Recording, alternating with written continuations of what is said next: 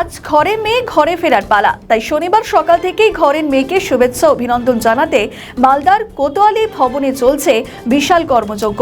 কারণ তৃণমূল দল ছেড়ে কংগ্রেসে ঘরোয়াপসি করা গণি পরিবারের সদস্য মৌসম নূর আজই দিল্লি থেকে ফিরছেন মালদায়। তিনি বেলা 1টা নাগাদ ট্রেনে চেপে মালদার টাউন স্টেশনে নামবেন। সেখানে থেকে কংগ্রেস নেতাকর্মীরা তাকে নিয়ে র্যালি করে যাবেন কোতোয়ালির গণি ভবনে এবং এরপর সেখানে কংগ্রেস নেতাকর্মীরা শুভেচ্ছা অভিনন্দন জানাবেন তৃণমূল ছেড়ে কংগ্রেসে যোগদানকারী কোতোয়ালি ভবনের সদস্য মৌসম নূরকে। তাই শনিবার সকাল থেকে মৌসম নূরকে যেখানে অভিনন্দন জানাতে বিশাল কর্মযজ্ঞ চলছে কোতোয়ালি ভবনে। কোতোয়ালি ভবন সহ আশপাশের এলাকা ছেয়ে গিয়েছে কংগ্রেসের একাধিক নেতৃত্ব সহ মৌসম নূরের ফেস্টুন ফ্লেক্সে। মৌসুম বেনিজির নূর কদিন আগে আমাদের কংগ্রেসে জয়েন করেছেন দিল্লিতে। উনারই আজকে এই প্রোগ্রাম হচ্ছে আর কি, স্বাগতম জানানো হবে জেলা কংগ্রেসের পক্ষ থেকে।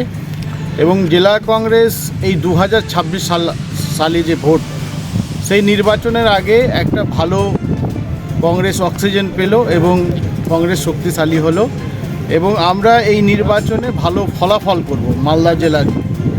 এবং আমরা এই কথাটা বলতে পারি যে মালদার মানুষ এবং বিশেষ করে আমরা কংগ্রেস যারা আমরা কংগ্রেস পার্টিটা করি, আমরা সবাই মিলে খুশি আনন্দিত যে আজকে মৌসুম আমাদের দলে এসছে। এটাই আমি আপনাদের বলতে পারি। মালদা স্টেশন থেকে এই পথ ধরে কোতোয়ালির বাড়িতে যখন পৌঁছবে, তখন যে জনজোয়ার, মানুষের যে উচ্ছ্বাস দেখার মতো হবে এবং তখনই প্রমাণ হয়ে যাবে যে মালদা জেলার কংগ্রেসের কর্মী সমর্থক লিডাররা কতটা উৎসাহিত হয়েছে বা আনন্দিত হয়েছে। সেটা সময়ের অপেক্ষা, আর কয়েক ঘন্টা। ঘর থেকে বেরোনি বা কেন, আর ঘরে ফেরেনি বা কেন? বাংলার মুখ্যমন্ত্রী মমতা বন্দ্যোপাধ্যায় এই যার কথা বললেন মৌসম নূরকে সব কিছু দিয়েছিলেন। তাকে দলের সভাপতি করেছিলেন, তাকে রাজ্যসভার সাংসদ করেছিলেন। এখন উনি যদি বিজেপির হাতে তামাক খেয়ে বিজেপিকে আরও বেশি শক্তিশালী করার জন্য যদি তিনি অন্য কোনো দলে মুভ করেন, সেটা ওনার পার্সোনাল ম্যাটার। কিন্তু বাংলার মুখ্যমন্ত্রী ওনাকে সব কিছু দিয়েছিলেন, উনি সব কিছু ভুলে গিয়ে এখন যদি অন্য কিছু বলেন সেটা উনি বলতে পারবেন। কিন্তু বাংলার মানুষ মমতা বন্দ্যোপাধ্যায়ের সাথে আছে, আমাদের সেনাপতি অভিষেক বন্দ্যোপাধ্যায়ের সাথে। 18 সালের পঞ্চায়েত নির্বাচনে এই মৌসম নূরই কংগ্রেস দলে ছিলেন। তিনি যখন সর্বহারা হয়ে গেছিলেন, যখন সারা মালদা জেলার মানুষ সমস্ত পঞ্চায়েতে গোহারা হেরে গেছিলেন, তখন তিনি দেখলেন যে কংগ্রেসের তার খাওয়াটা শেষ। তখন তিনি তৃণমূল দলে এসেছিলেন, নির্বাচনে দাঁড়ালেন, জিততে পারলেন না। মমতা বন্দ্যোপাধ্যায় তাকে রাজ্যসভার সাংসদ করলো।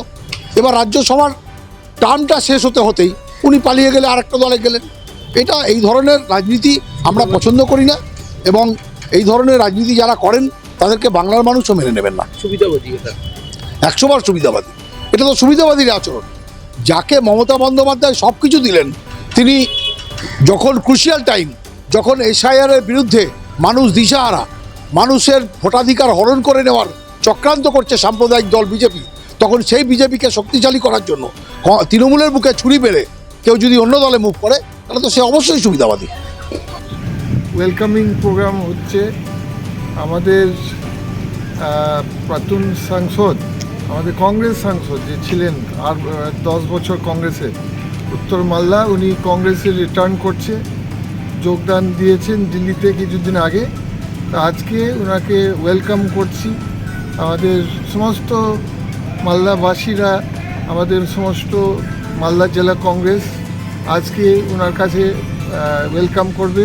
আমাদের স্টেশনে, মালদা স্টেশনে কাঞ্চনজঙ্ঘা ট্রেনে আসছেন। ওখানে অনেক আমাদের কর্মীরা, আমাদের কংগ্রেস লিডাররা হাজির হবে। ওখান থেকে আমরা একটা প্রসেশন করে ওনাকে কোতোয়ালি নিয়ে আসবো। কোতোয়ালি নিয়ে আসার পরে উনি একটু বরকট জেঠুর খবরস্থানে যাবেন, তারপরে আমাদের দোয়া করবেন, তারপরে আমাদের মেন প্রোগ্রাম শুরু হবে। ওই 2টো দিকে আমাদের স্টেজ প্রোগ্রাম আরম্ভ হবে। আর তার মধ্যে আমাদের বড় লিডাররা, আমাদের AICC general secretary in-charge Bengal Ghulam Ahmed Mir এবং আমাদের West Bengal president Subhankar Sarkar এবং আমাদের আরেকজন AICC ইনচার্জ আম্বা প্রসাদ, তারা ঢুকবেন, তারাও স্টেজে উঠবেন।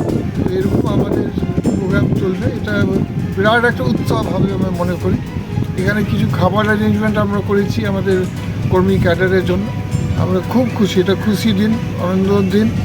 মৌসুম ফিরত এসছে, আমাদের দল আজকে আরও শক্তিশালী হচ্ছে। আমরা বিশাল খুশি, ওয়ার্কাররা আমাদের মালদাবাসীরা বিশাল খুশি যে উনি ফেরত এসছেন, পরিবারে ফেরত এসছেন, কংগ্রেস পার্টি উনি ফেরত এসছেন। আমাদের ভিডিও ভালো লাগলে লাইক ও শেয়ার করুন, কমেন্ট সেকশনে আপনাদের মতামত জানান। আরও ভিডিও পেতে আমাদের চ্যানেলটিকে সাবস্ক্রাইব করুন এবং প্রতি মুহূর্তে খবরের আপডেট পেতে প্রেস করুন বেল আইকন।